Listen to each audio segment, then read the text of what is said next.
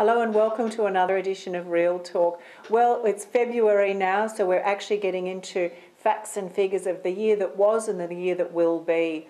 So it turned out that Australia closed with an inflation rate last year of 1.5%, which is one of the lowest I ever remember on record. But what the good news is generally speaking, most countries around the world now, their inflation is actually creeping up. And Westpac have come out with a very bold statement saying that they believe that Australia's growth rate for this year will be 3%. So if that's an accurate indicator, I think we'll all be very, very happy. In terms of currencies around the world, Australian dollar is actually leading. It has the strongest growth at the moment, closing out in the high 70s, which is certainly a change from what we saw during the year last year.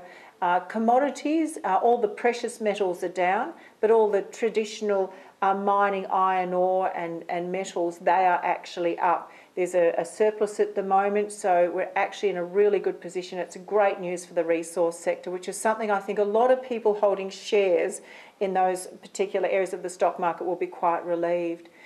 The banks are tightening their lending policies, and I'm seeing that all round at the moment. Usually most banks benchmark at 7.5% interest rates, and that's certainly continuing. But we're seeing some lenders come out with higher interest rates, not because interest rates are going up necessarily, but more because their book is full of that type of sector of the market, and they're not really wanting to expose themselves to that type of lending.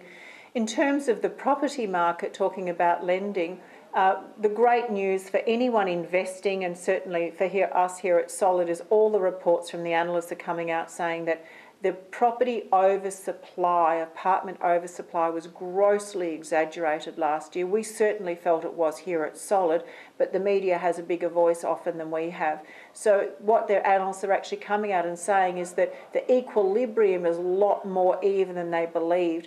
What we're really suffering is lack of stock for the home owner.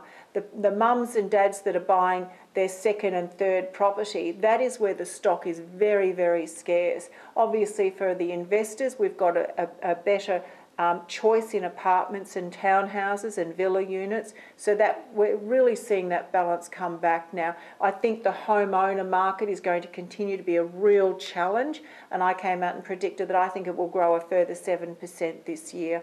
We saw the apartment market close just under 5% growth last year, which actually says, how can you have oversupply and still grow at 5%? It doesn't make sense. So really happy about that. In terms of the overall look for 2017, most reports are coming up very, very bullish. We're certainly geared up here. We had a very, very busy January already. February, I'm booked out solidly now till April for the first mentor. So life is good. Let's keep our eye on the investment ball. And thank you so much for listening today. See you next week.